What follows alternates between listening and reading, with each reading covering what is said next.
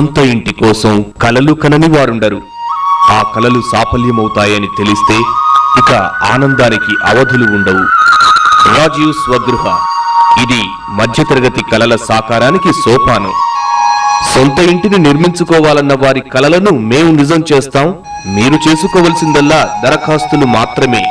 అతి తక్కువ ధర, నగరాలు పట్టణాల పరిసర ప్రాంతాల్లోనే మీకు చక్కటి ఇల్లు అని వైఎస్ ప్రభుత్వం ఊరించింది. మధ్యతరగతి వారి ఆనందానికి అవధులు లేకపోయాయి. రాజీవ్ స్వగృహ దరఖాస్తుల కోసం వేలాది మంది పోటీ పడ్డారు. అక్కడో ఇక్కడో బదులో చదులో అప్పో గిప్పో చేసి డిపాజిట్ చెల్లించేశారు. ఇక సొంత ఇంటి సంబరంలో మునిగిపోయారు. మరి ప్రభుత్వం మధ్యతరగతి కలల సాకారానికి సోపానాలను నిర్మించిందా? చెప్పిన మాటను నిలుపుకునేందుకు చిత్తశుద్ధితో వ్యవహరించిందా? లేక మధ్యతరగతి కలల సౌధం మధ్యలోనే కూలిపోయిందా? ఈ వారం నిజంలో చూద్దాం.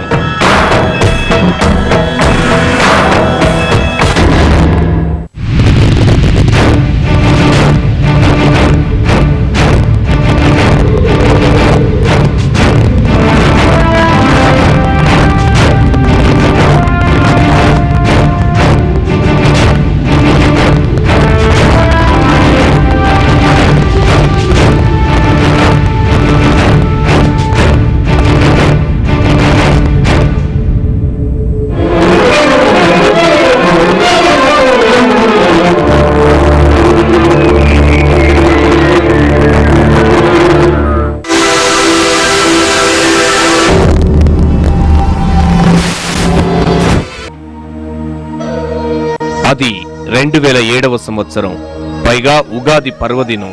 ఆనాడు మధ్యతరగతి కుటుంబాల్లో ఆనందం వెల్లివిరిసింది. పండుగకు తోడు స్వయానా ముఖ్యమంత్రి వైఎస్ రాజశేఖర రెడ్డి అందించిన అపురూప కానుకే అందుకు కారణం. పట్టణాల్లో అందమైన పక్కా ఇళ్లు, నగరాల్లో చక్కటి టౌన్షిప్లు నిర్మిస్తాం. వాటిని మధ్యతరగతి కుటుంబాలకు అతి తక్కువ ధరతో అందిస్తామని ఆయన ప్రకటించారు. అత్యంత నాణ్యతకు భరోసా ఇచ్చారు. 2 ఏళ్లలో సొంత ఇంటి కలను నిజం చేసుకోవచ్చునని నమ్మబలికారు.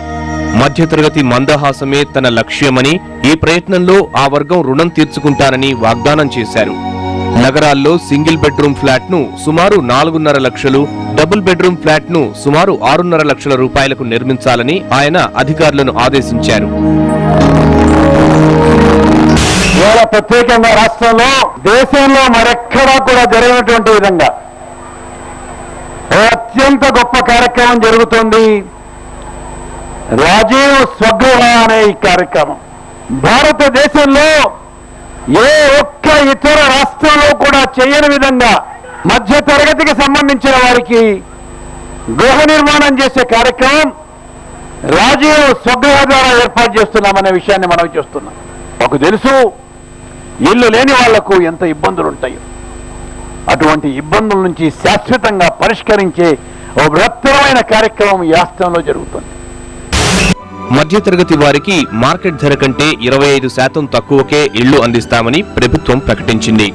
హైదరాబాద్, విజయవాడ, వరంగల్, తిరుపతి, విశాఖ, గుంటూరు లాంటి నగర కార్పొరేషన్లలో అపార్ట్మెంట్ల నిర్మాణానికి శ్రీకారం చుట్టింది. ఇందులో ఫ్లాట్ల కోసం డిపాజిట్ మొత్తం 5,250 రూపాయలను లబ్ధిదారులు చెల్లించాలి. మున్సిపాలిటీల్లో 4 రకాలుగా ఇళ్లను నిర్మించనున్నట్లు పేర్కొంది. ఇందుకు డిపాజిట్ మొత్తం 3,250 రూపాయలు. ఈ పథకం కింద నెలసరి ఆదాయం 6,000 పైబడి 25,000 రూపాయల లోపు ఉన్నవారే అర్హులు. సొంతిల్లు ఉన్నవారు అనర్హులు. దరఖాస్తు చేసే ప్రాంతంలో అప్పటికే 5 ఏళ్లు నివసించి ఉండాలి.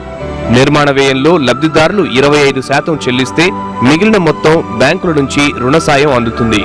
మంజూరైన ఇంటిని 5 ఏళ్ల దాకా విక్రయించే హక్కు ఉండదు. మార్కెట్లో ధరల కంటే ఓ 25% తక్కువ ఉండేటట్టు ప్రయత్నం చేస్తున్నాం. వీటికి సంబంధించిన బ్యాంకుల నుంచి రుణాలు కూడా సరసమైన వడ్డీలకు రుణాలు ఇప్పించే కార్యక్రమాలు చేస్తున్నాం.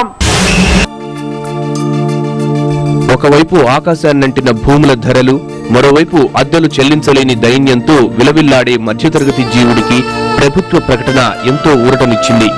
మధ్యతరగతి వారి ఆదాయాలకు తగ్గట్టు వివిధ రకాల ఇళ్లు ఈ పథకంలో ఉండడం మరో విశేషం. అనుకున్నదే తడవుగా ప్రభుత్వం జీవోను విడుదల చేసింది. ఆ వెనువెంటనే ఆకర్షణీయమైన పోస్టర్ను ఆవిష్కరించారు ముఖ్యమంత్రి. రియల్ ఎస్టేట్ మాయలో దిక్కుతోచని స్థితిలో కొట్టుమిట్టాడే మధ్యతరగతి మనిషి ఈ పరంపరకు చాలా సంతోషించాడు. రియల్ భూమ్ విషవలయం నుంచి బయటపడవచ్చునని హాయిగా ఊపిరి పీల్చుకున్నాడు. అతడిలో కొత్త ఆశలు చిగురించాయి. పేపర్లో చూడగానే తెల్లవారి మధ్యతరగతి ఈ రాష్ట్ర ప్రజలు ఎంతో ఆనందపడ్డారు. మీ కళలు రేపు నిజమవుతాయంటే పత్రికల్లో చూస్తే నిజంగానే మా కళలు నిజమవుతాయని అనిపించింది. మేమందరం కూడాను ఏవైతే ఇల్లు లేని వాళ్ళందరికీ ఇల్లు వస్తుంది, మధ్యతరగతి ప్రజలందరికీ కూడా ఇల్లు వస్తున్నటువంటి ఒక దృఢమైనటువంటి ఒక భావం మాలో కలిగింది. ప్రభుత్వం ఆర్భాటంగా ప్రకటించిన రాజీవ్ స్వగృహ ప్రకటనకు స్పందన వెల్లువలా వచ్చింది.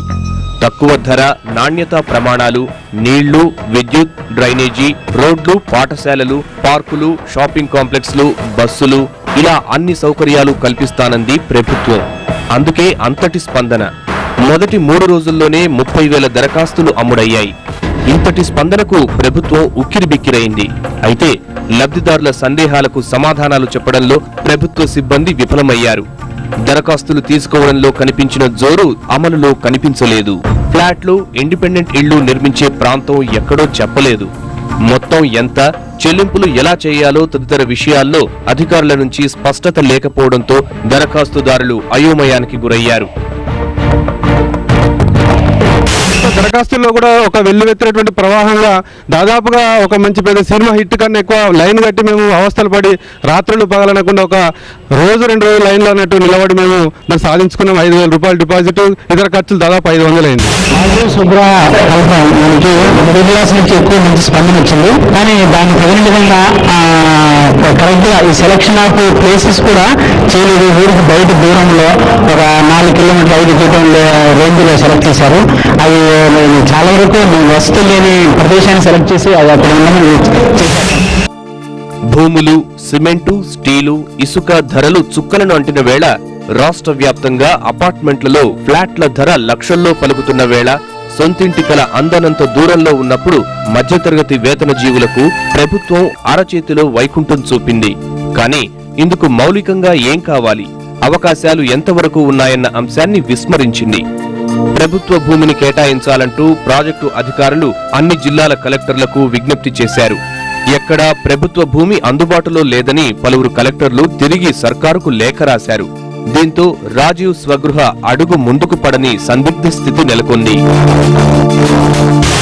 గృహ కల్పకి భూములు అప్లై చేశాము. కానీ ఎటువంటి ఇంటిగ్రేషన్స్ కానీ దాని తర్వాత ఫర్దర్ డెవలప్మెంట్స్ కానీ ఎక్కడ ఏం తెలియకుండా ఉందో చాలా మంది మిడిల్ క్లాస్ ఎంప్లాయీస్ దీని మీద ఆశగా పెట్టుకొని ఇచ్చేశారు. కాబట్టి దాన్ని చేస్తే బాగుంటుంది ఉద్దేశం ఇప్పుడు గ్రహించాలని ఉద్దేశం కోరుకుంటున్నాను. మా నాన్నగారి తరంలో కానీ ఇప్పుడు మా తరంలో కానీ సొంతంగా ఏర్పాటు చేసుకోలేకపోయాము. బాగా బయట రేట్లు అభివృద్ధి ఉన్న రోజుల్లో ప్రభుత్వం వారు ఇది డిక్లేర్ చేశారు. చాలా ఆనందం కలిగింది. ఇది మా ఇంటి సొంత ఇంటికి కట్టుకునే అవకాశం వచ్చింది. మేము చాలా సంతోషించాము. ప్రభుత్వం చెప్పినట్టుగా అమౌంట్ కట్టి పెద్ద పెద్ద లైన్లు బాలాగా 300 మంది అక్కడ ఉండడానికి కనీసం టెంట్ కానీ మంచి వసతులు సరిగ్గా ఏర్పాటు చేయకపోయినప్పటికీ వాళ్ళు చెప్పినట్టు అన్ని పేమెంట్ చేశాము. తర్వాత కొద్ది కాలంలో వచ్చి ఎంక్వైరీ అన్నారు. తర్వాత అలా ఏర్పాటు అనేది ఏం చేయలేదు. ఆ తర్వాత గత 6 నెలలు వెనక బయట రేట్లు అన్ని రకాల రేట్లు తగ్గినాయి. అయినప్పటికీ ప్రభుత్వం ఈ విషయంలో నిర్ణయం తీసుకోలేదు. మిడిల్ క్లాస్ వాళ్ళకి సభ్యం అనేటువంటిది ఒక కళలాగా ఉండిపోతుంది.